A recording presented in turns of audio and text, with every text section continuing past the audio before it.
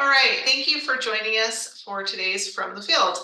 I am Brittany, the Executive Director of the Idaho Wheat Commission, and we are talking about nutrient efficiency today with Jason Cook, who's an agronomist working with Redox.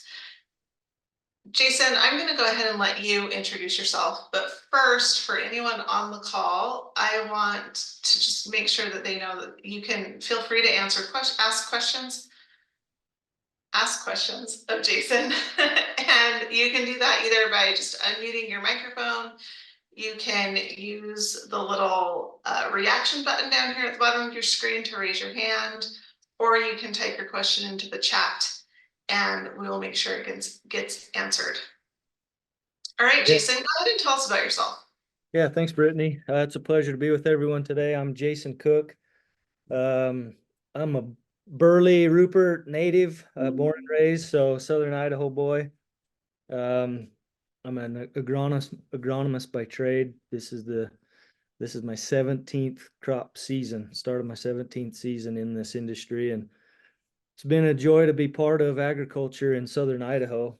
Having been raised on a farm and having watched that farm sell in 2000, graduated high school and the farm's gone. It's like, now what? How do I get back? And so took the fertilizer route, took the agronomy route, and it's been a joy to be part of row crop production, ag retail sales, and now kind of a territory agronomist for a specialty fertilizer manufacturing company.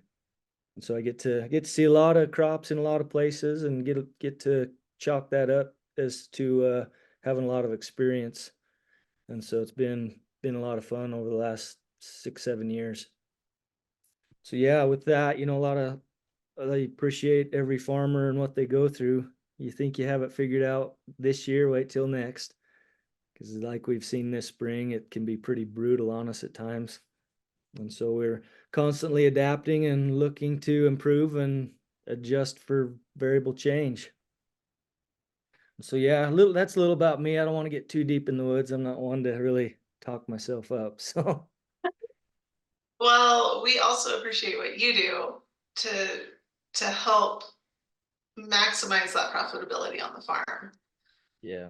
So you have some slides or a slide deck that you are going to use. If you want to go ahead and share your screen, Okay. and then I'll just let you take it away and kind of talk about what we need to know from your perspective about nutrient efficiency and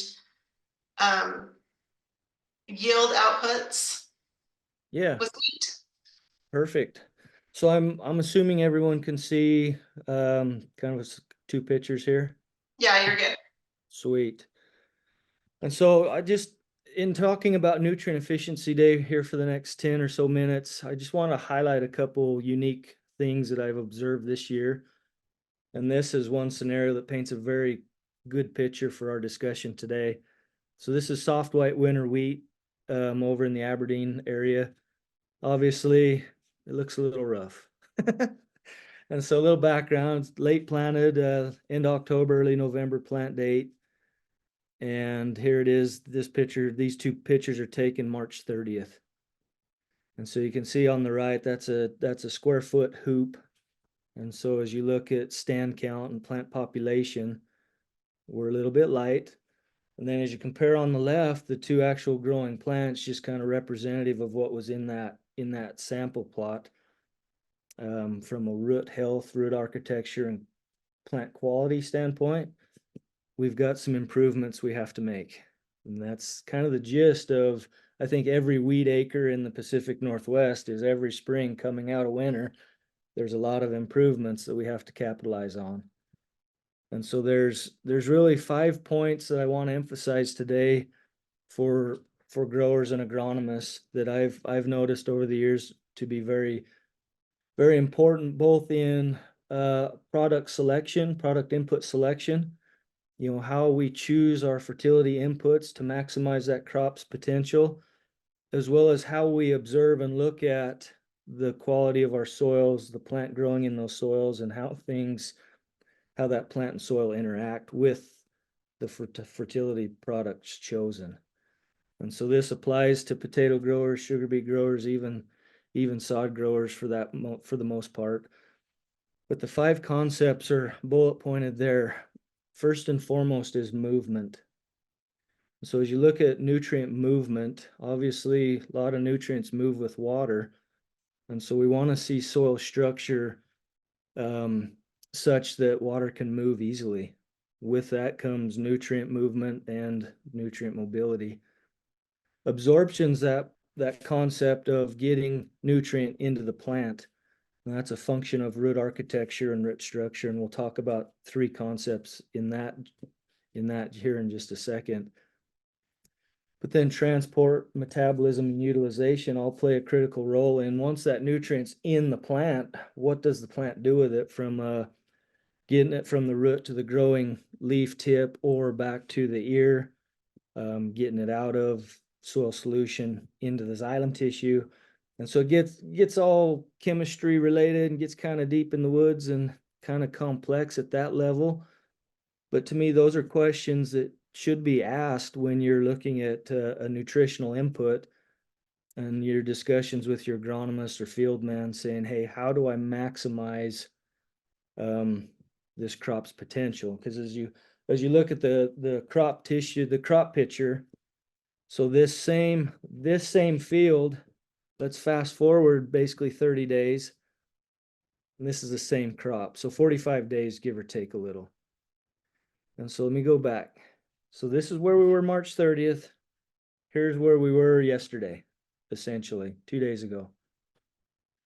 And so with our nutritional inputs, we can make a big improvement in crop quality. And the goal is to do that as effectively and efficiently as possible and to spend the least amount of money doing it. And so those 5 points, you'll write those down, keep those in the back of your mind going forward. Consider those five concepts very critical in your discussion as you make plans to fertilize that crop and try to maximize yield. And so let me add a little emphasis. When I talk about nutrient movement, absorption, transport, it's all functional based on that root system. And so in the first 30, 40 days, in my perspective, all our input should be geared towards setting that root system up for success so that we've got a prolific root system, has access to a lot of nutrient throughout that soil profile. We're tapping into both the macro and micro pore space of the soil where water and nutrient resides. And we're able to recover a lot of our input that way. And so to focus on nutrient inputs, phosphorus, calcium, micronutrients, zinc, boron, copper, all those inputs that help the root system grow and function are very critical in that first 30, 40-day window. Next is mass flow. These are all the ways the plant can take up nutrient.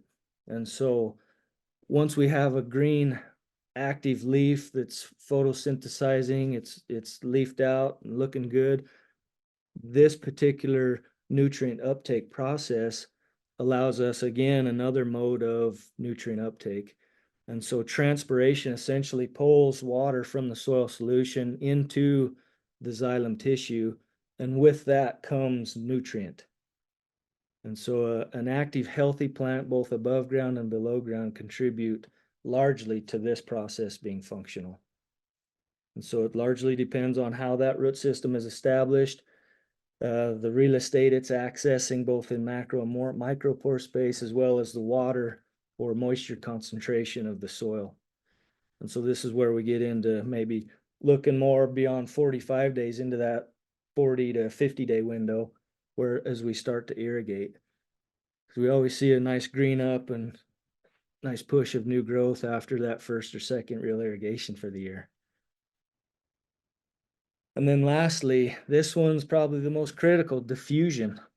It's tough to understand, but essentially what this means is nutrient inputs congregate outside the root itself in the soil solution.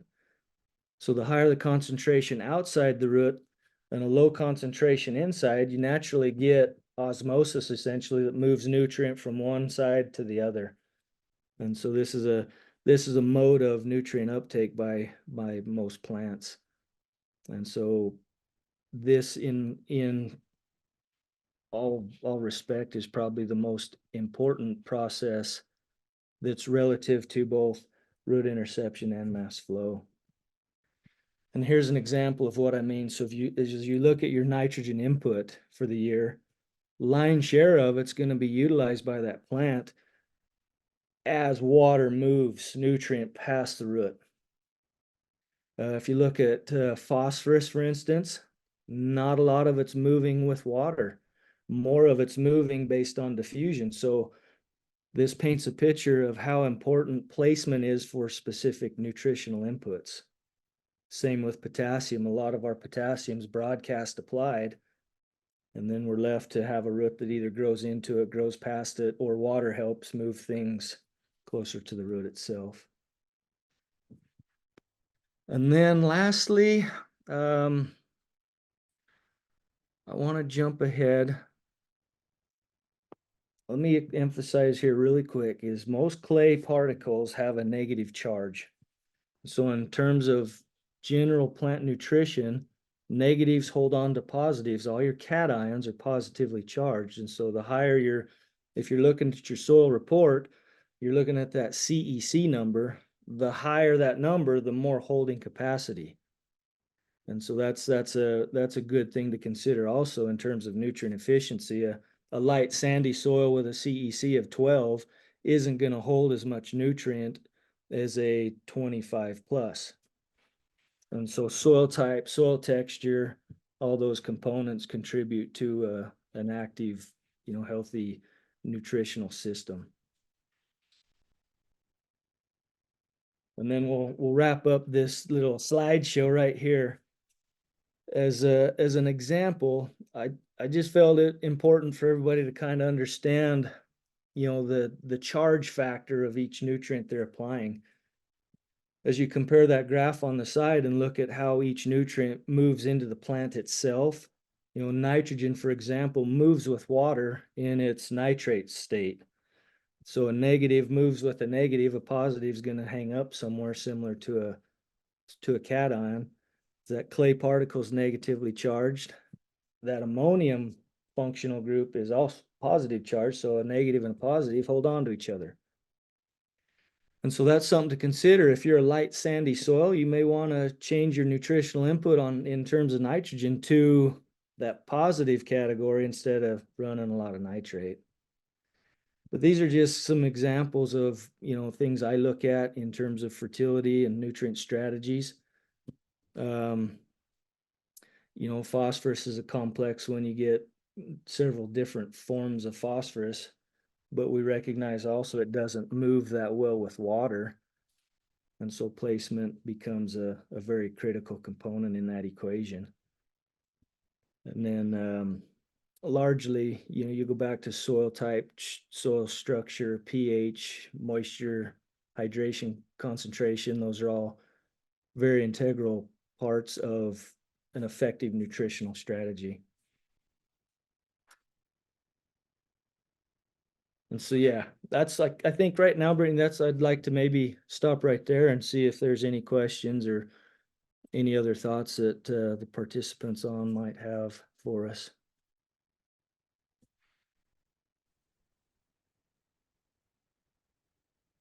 Okay. Oh, Jim, you have a question. Go ahead. Yeah, I do have a question. So, Jason, you mentioned a couple things about soil tests. Are there other things on the soil test that you look at for key numbers that are important that maybe growers don't pick up as cleanly as they should or often as they should? What do you look for in those numbers to really try to optimize performance? Yeah, that's a great question. You know what? I look at, traditional soil tests from, just your average laboratory that's running a chemical extraction only. Right. There's maybe, in my opinion, some overestimation of available nutrient that's coming from an acid reagent. So in terms of soil testing, we've adopted a number of different strategies that look at both saturation paste analysis as well as that chemical extraction component. And so you get a look at both what's available today as it relates to its solubility in water, as well as what could mineralize over time from that chemical component. And so hopefully that makes sense for you.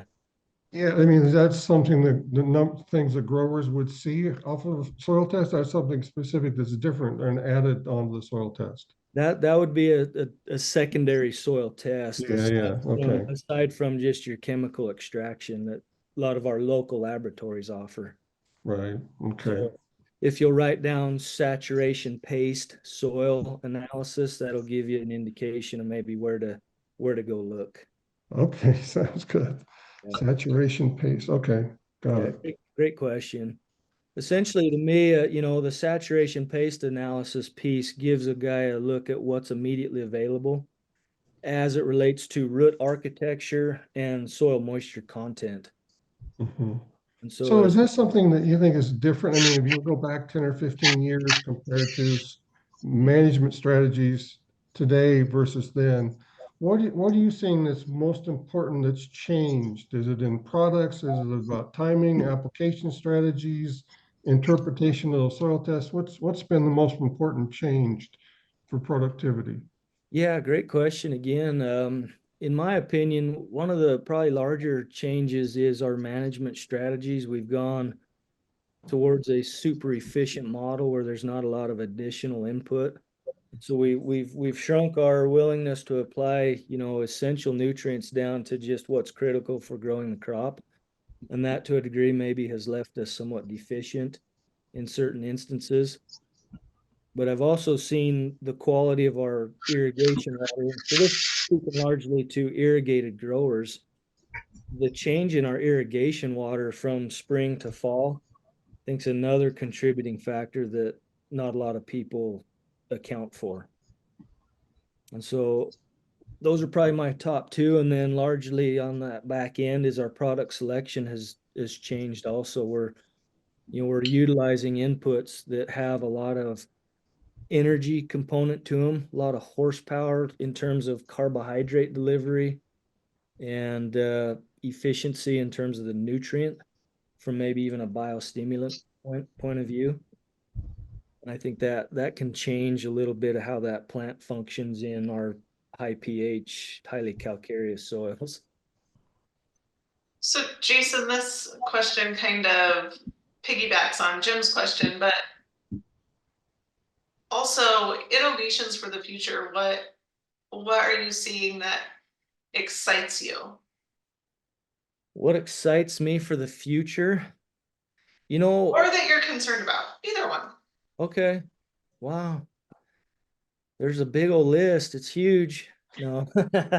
What excites me, Brittany, I love that question because I think as more growers start to recognize the inefficiency of old fertilizer technology, like the patent on 1034.0 was filed back in, I want to say the late 60s, early 70s. 1152 followed several years after. And so we're dealing in conventional, fertility inputs that are old. And so like the company I work for, Redox, we're an older company, but a lot of our technology is fairly new by way of understanding plant physiology, nutrient utility, and plant growth strategies. And so what, I guess to summarize that, what excites me is as we understand how nutritional inputs can influence disease resistance, help a plant overcome environmental stress like cold tolerance or heat stress. Those are the kind of things that I get excited about and think there's a lot of yield gain, a lot of profitability that we can capture that we're losing just because we don't understand possibly. Hey, Jason, to follow up on that, especially as the commission funds a fair amount of research, Yeah. and research into soil nutrients, soil health, et cetera. What questions would you most like to have answered in some basic research, especially that the commission could facilitate, prompt, promote, et cetera, with some of our public researchers? What questions are really in front of your mind? Wow. Yeah, man, I guess my mind initially goes to probably understanding variety development and how that development process is relative to, say, southern Idaho's geography. Are we getting varieties prone to healthy growth characteristics for, Rupert or Cache or Minidoka County? That would be one, So I see a lot of guys using varieties that were maybe bred and formulated for like the Palouse country, maybe a P&W more Washington, Oregon related. They bring them to Idaho and then they fall on their face. I think that example I started with is maybe a good play where I think that particular soft white variety was bred for Washington. Growers bring it here and it just didn't perform based on winter hardiness, cold tolerance, and some of those factors. So that's one. And then maybe another one is, with the disease profiles that we're running into with stripe rust and some of the fusarium and root rot related issues, is there a nutritional input or a biological combination with nutrition that helps, soften some of the loss that we accrue because of, poor soil health or poor variety performance? And so maybe a little more of an integration with, nutritional suppliers that are maybe up and coming, looking at new modern technologies as far as advanced agronomy goes. So might have went way down the rabbit hole there, but Do you see a fair amount of variety interactions with some of the management strategies that has you concerned? not necessarily. I think growers fall in a trap of, well, that variety did okay last year, I'm going to keep running with it. Yeah. There's a lot of comfort in consistency. And the minimizing risk factor is a big deal in the commodities market today, and so you got to kind of stick to what you know. And so maybe to a degree, grower willingness to try new things, especially in the wheat market where, it's a margin game, is maybe somewhat a limiting factor in their willingness to try adopting new management strategies. Yeah, I don't want to put words in any grower's mouth. So if there's anybody on board that disagrees, I'd love to hear the argument. That's just something. It's just a few things I've seen and dealt with in my experience the last couple of years. Jason, I don't disagree, but I have a question. Okay. Going back to that initial picture you showed of the wheat plant. Yeah. What advice or suggestion do you have for a farmer to, yeah, you're going back there. What can that farmer do to remedy that issue to have a high yielding crop in that field? It's interesting. That's a great question. In this scenario, I think the target stand was 1.2 million. And I think the actual at this stage was just over 600,000, maybe pushing 700,000 plants per acre. And so if you look at the loss factor accrued based in maybe poor germination, winter kill, loss to disease, there's 50% gone. 50% of your stand is gone. There is no yield potential coming from that loss. And so to me, if a winter wheat grower is looking to maximize yield, he's got to focus on getting that crop planted timely. Maybe even so that there's a chance to irrigate it, get it up healthy, maybe even have to fertilize it a little bit to help carry it through those last, 30 days of the season. Those would be probably two things I look at is, what's my loss going to be to stand? What's my stand loss going to be through the winter? And then how do I minimize that particular loss so that when spring comes, I'm looking at a 70% stand instead of maybe 50 or 60. I think that 10, 12, 15% gain is where we could capture a lot of yield potential. Yeah. And this is Advice for farm. Oh, Sorry, go ahead. Now, this is maybe one of those examples too, where maybe this isn't exactly the most appropriate variety for this geography.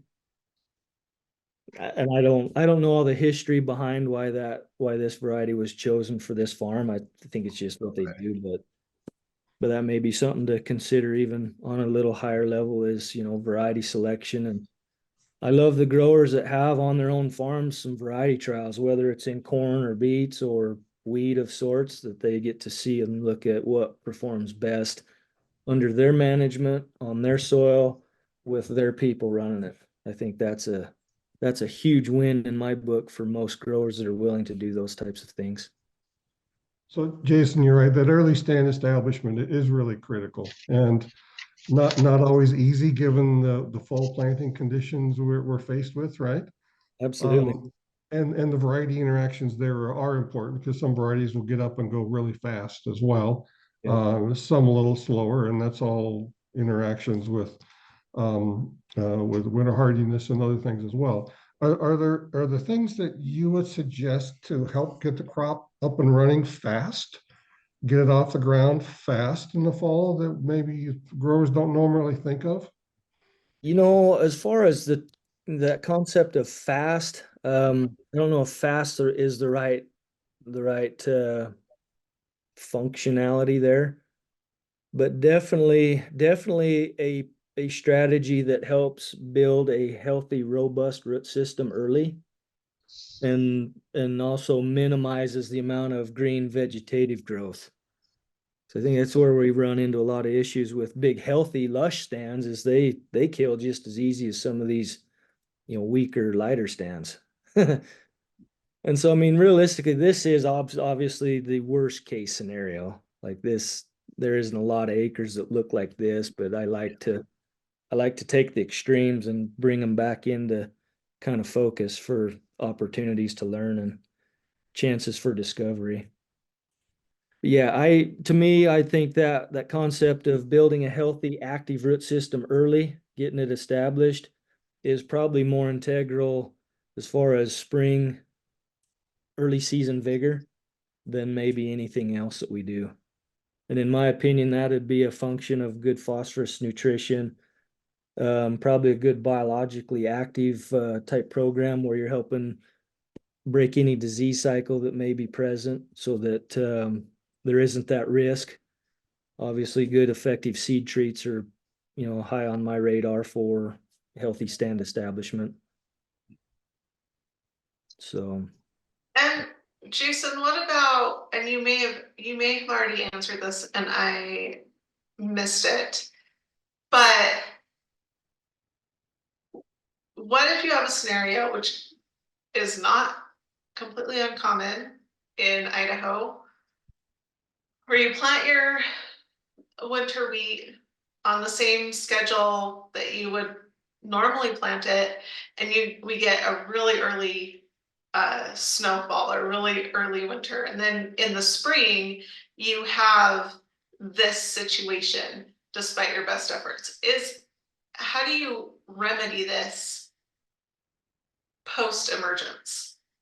well, Brittany, if you had a crystal ball, I'm sure it would be worth billions right now. Yeah, the act of God clause is kind of a tough pill to swallow at times. And so Mother Nature can throw a curveball, a massive wrench in the system that probably lands us in a scenario like this. And so I think we can do our best at choosing good varieties, getting it planted timely, maybe even looking at some fertility that helps carry us. But essentially, at some point, we're going to have to adjust. We're going to have to adapt. And that's the nature of agriculture, unfortunately.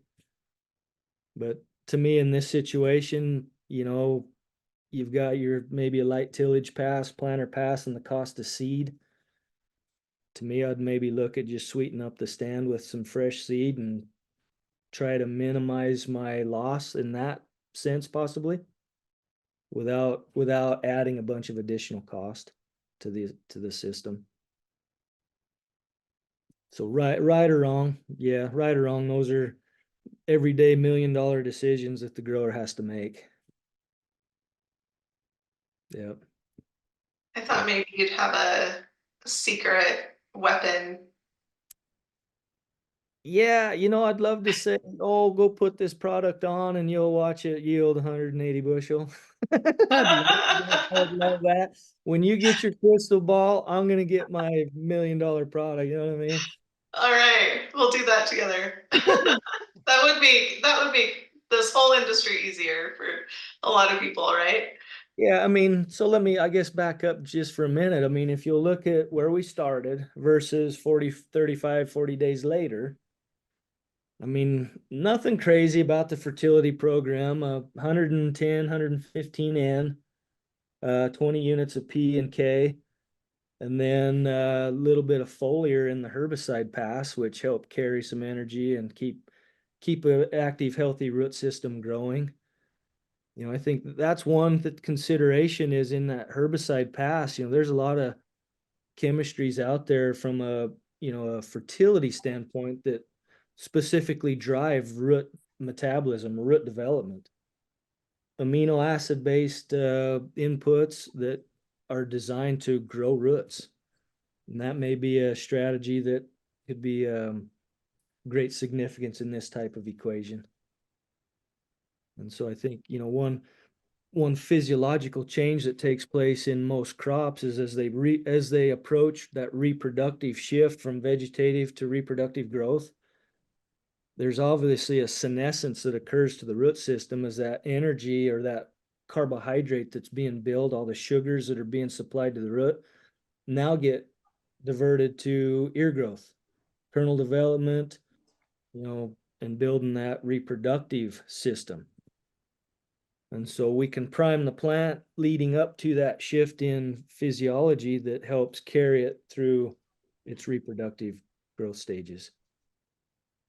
And that's maybe more on the side of advanced agronomy and, input selection that really helps drive that type of a process. A wheat plant has an amazing amount of plasticity and recovery potential. Oh yeah. And I've seen some pretty light stands that have had some pretty amazing yields at the end of the day.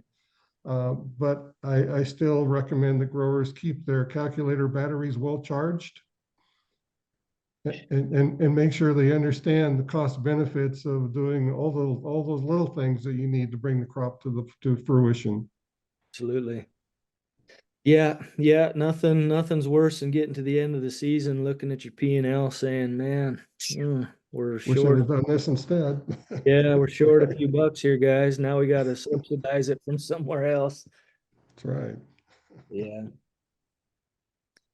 Yeah, it's I've seen a lot of success from just good, consistent, solid agronomics practices that revolve around old chemistries, conventional fertility inputs, and they get the job done. 80 to 100 bushel yields pretty consistently without a lot of effort, a lot of input, not a lot of management either. But I see the guys that are really pushing the envelope, they're doing those little small things that you just mentioned, but they're very calculated in their approach to doing those small things. And so for me, that early stand establishment factor, understanding what your actual population is a huge decision-making tool for me in how I manage my nitrogen input in that early season top dress application. If I'm 65 plus 70% stand, I'm going to push it a little bit. If I'm 80% stand, I'm going to push it pretty hard. But if I'm 50 to 60, I'm backing off a little bit. I'm going to minimize my risk and try to keep my losses at a minimal. And so largely nitrogen's the biggest player in a lot of wheat acreage fertility plans is go spread 150 in from urea and walk away, maybe pump 25 from 32 at flowering to help boost some protein and you're done. That's it. And so that's my strategy that I look to when, adjusting nitrogen management based on standability and plant population.